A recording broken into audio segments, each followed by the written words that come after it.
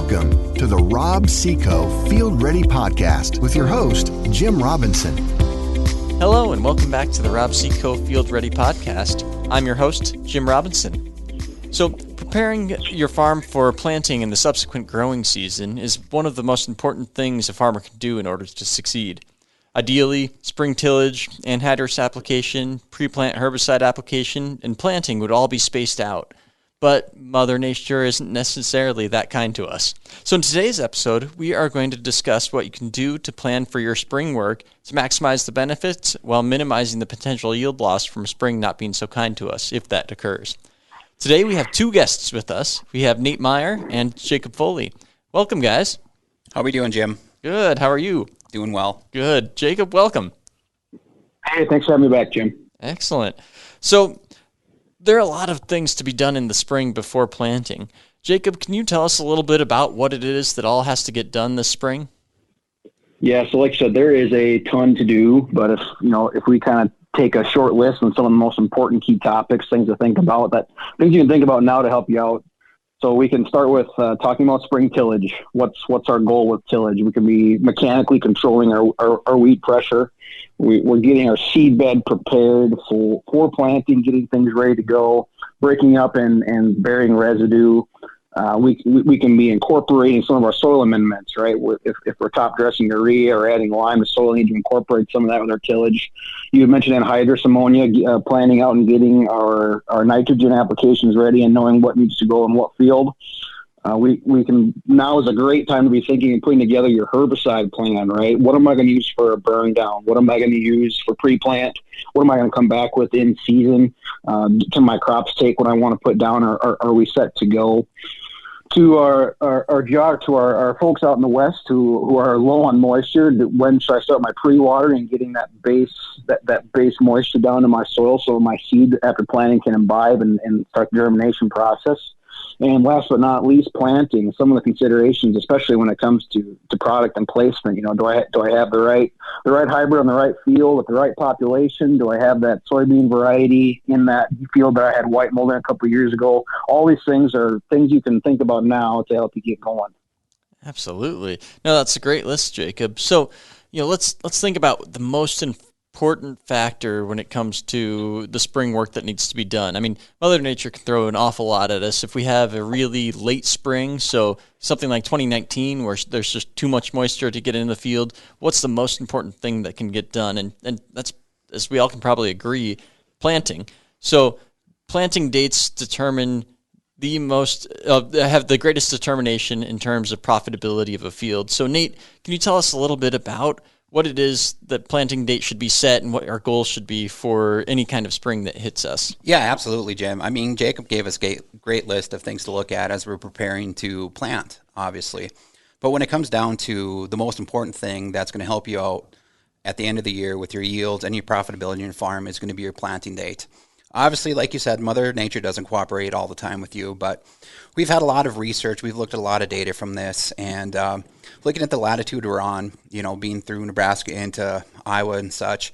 So we'd really like to have all of our corn in the ground by May 10th. At that time, after May 10th, we start losing a little percentage of yield every day that we're not in the ground and ready to go. And the same thing for soybeans. Soybeans, as soon as you can get them in, the better. A lot of times, obviously, people plant corn, then move to soybeans. If there's a possibility to run two planters, get them in at the same time, it's really going to benefit. But with soybeans, you really don't start seeing the yield loss until about the 20th of May for around here. So at the end of the year, getting your crops in the ground in a timely fashion is probably one of the key things to just having a successful crop that year. Absolutely. And you mentioned that these are dates that are primarily focused on kind of the Nebraska, Iowa, Illinois types of geographies. If you just push those back a few days, the farther north you move, you'll get an approximate date for what those work out as well. We actually did a previous podcast on planting dates in terms of how they impact your yield potential. So if you're interested, go back and listen to that episode. Right, exactly. Yeah. So Jacob, with planting date being our most important activity in this in our spring work, we'll use that as our flag in the ground. So how should we approach tillage with respect to planting date?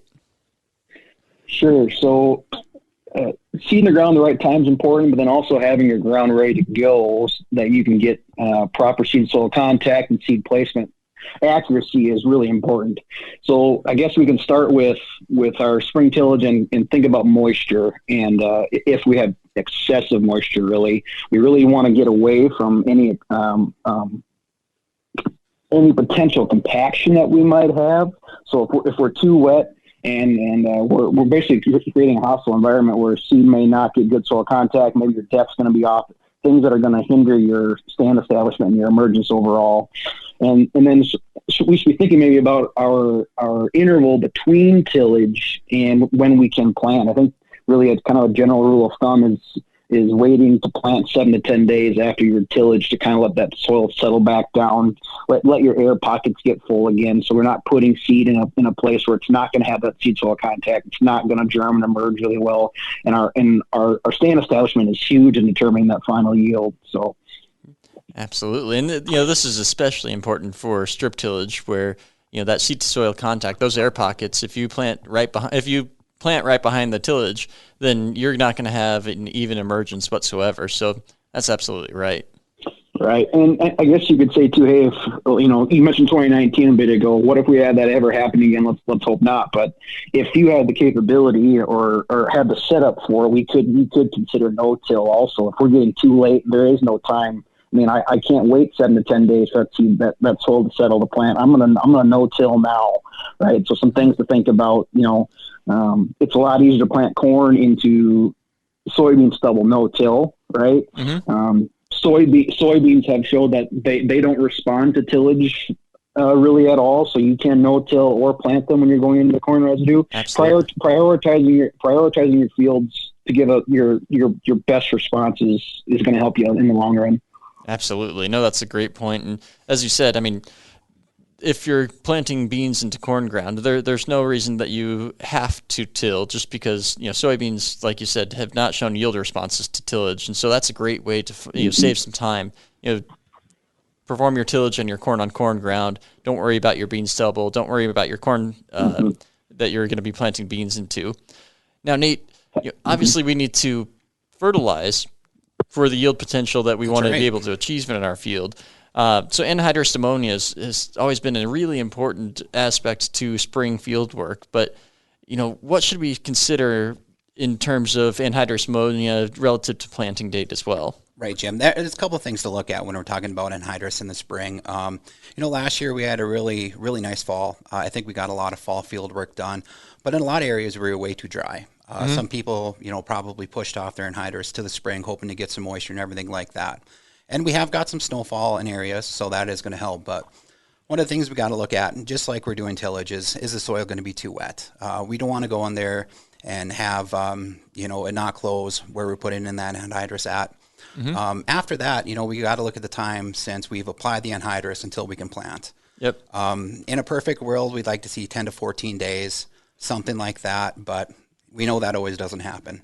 So what we can do from there is we can one of the things we can lower our rate of nitrogen that we're putting down, first of all, to maybe shorten that 10 to 14 day period.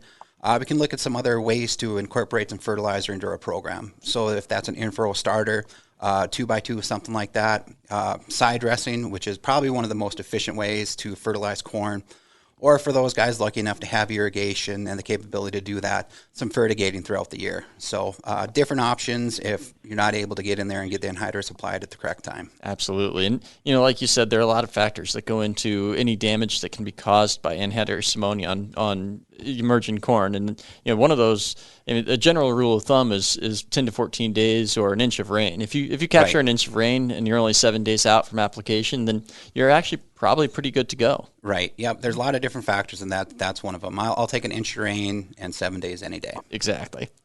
So, Jacob, we need to make sure we have a clean field when we're going in. We don't want to have a field full of weeds that our corn or soybeans are emerging into and then outcompete our crop for sunlight, nutrients, water, etc.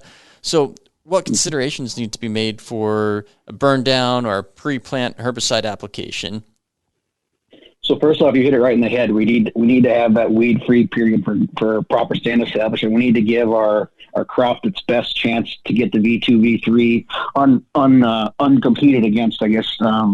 That's going to be huge in our final yield potential. But take a little time and study your herbicide label and figure out what your plant back interval is based on your crop. They've got that all laid out for you. Just spend a little time, do some reading. Everything from 24 hours in between to 7 days to a month. For an example we have is Enlist E3, right? You can plant an Enlist variety of soybeans and spray your 2,4-D choline and found in Enlist 1 or Enlist Duo on the same day. But you can't do that for an amine or an ester. It has to be a 2 to 4 week interval depending on your situation. Just a whole bunch of things to be thinking about before you get out and plant. And we've mentioned, hey, what if Mother Nature isn't perfect to us in the spring? Well, what can you come back with for a pre-emergence or maybe even a post-emergence season to get a burn down if you weren't able to get it on pre-plant? Let's get something out there that can burn down, maybe even offer some residual to help you get a little later on in the season too. All good things to help you get your stand going. Absolutely, yeah. If worst comes to worst, you don't necessarily have to do anything pre-plant. You can come in after planting, and there's a critical point for both corn and soybeans when yield potential starts to decline due to competition from weeds. And historically, that's generally been shown to be around that V2, V3 time period for each of corn and soybeans. So as long as you're controlling your weeds before then, you don't necessarily have to get your herbicides down before planting. It's always best if you can, but it is helpful if you're at that point.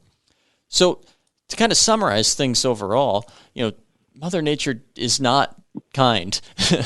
There are very few years where we have the ideal conditions to get all of our field work done, start with enough moisture to get the crop started, and work through the season from there. So we always have to make adjustments. And so we have to look at what are the most important factors of planting or in having a good crop, and that's planting. That's the number one thing. So if you can try to have your corn crop planted by May 10th, or a couple days after that, the farther north you go, or your soybean crop planted by May 20th, then that's your primary objective this spring.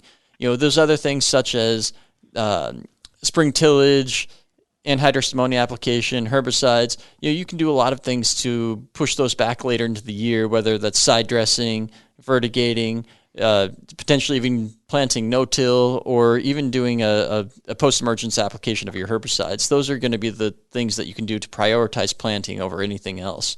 Anything I missed, Nate or Jacob? No, Jim. I mean, there's a long list of things that we can talk about, but I think we've had probably 5 of the best topics to go ahead as you're looking at your 2021 planting here. So, Absolutely. What about you, Jacob? Yep. I think we got it all. I think we got a pretty good list here set up for guys to things to be thinking about out on the farm. Absolutely.